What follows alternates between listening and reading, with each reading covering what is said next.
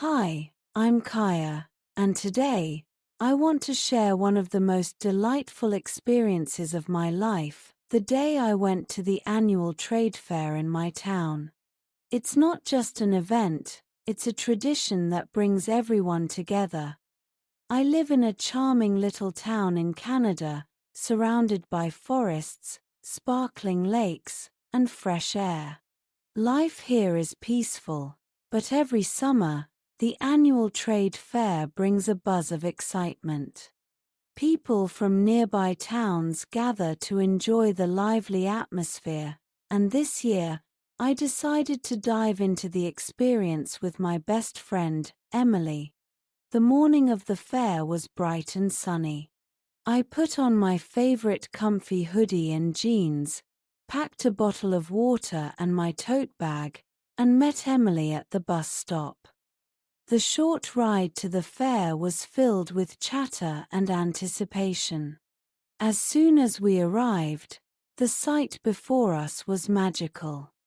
Colorful tents and banners decorated the open field, and the aroma of grilled food, sugary treats, and freshly brewed coffee filled the air.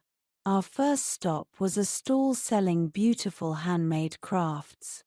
There were necklaces, bracelets, and intricately carved wooden boxes. A particular bracelet with a tiny silver fish charm caught my attention. It reminded me of my fishing trips with Dad. This is perfect, I thought, and bought it immediately. Emily laughed, saying, "Kaya, you always find something meaningful to take home." As we strolled through the fair, we spotted a painting competition for kids. Little ones were sitting with their canvases, brushing vibrant colors with focused expressions. One girl was painting a stunning picture of the lake with boats and ducks. "She's got real talent," Emily whispered, and I couldn't agree more. Next, we headed to a food stall with a long queue. Curious, we joined the line and discovered they were selling freshly baked cinnamon rolls. The warm, gooey rolls were worth the wait. Emily and I found a shaded spot near the lake to sit and enjoy them. As we ate, we chatted about everything: our childhood memories, future dreams, and plans for the rest of the day. The most exciting part of the fair was the treasure hunt. I hadn't planned on participating, but Emily insisted, saying, "Come on, Kaya. It'll be fun." Each team was given a map and a list of clues. The hunt took us to various stalls, from the candy stand to the flower shop. One clue led us to the Ferris wheel, where we had to ride to the top to find the next hint. The view from above was breathtaking, with the whole fair spread out like a colorful quilt. After much laughter and a bit of confusion, we managed to complete the hunt.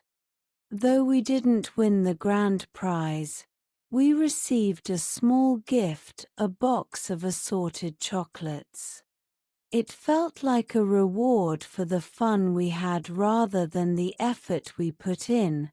As we continued exploring, we came across a storytelling session.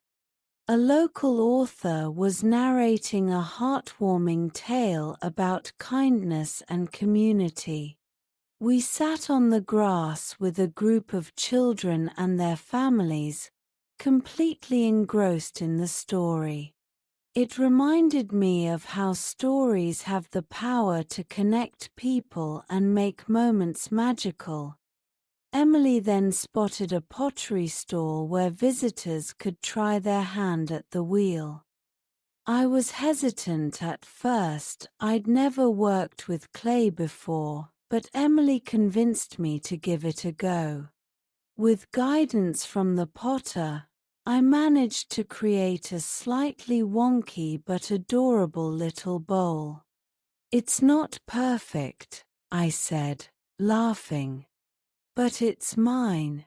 As the day went on, we visited more stalls, played more games, and tried more food.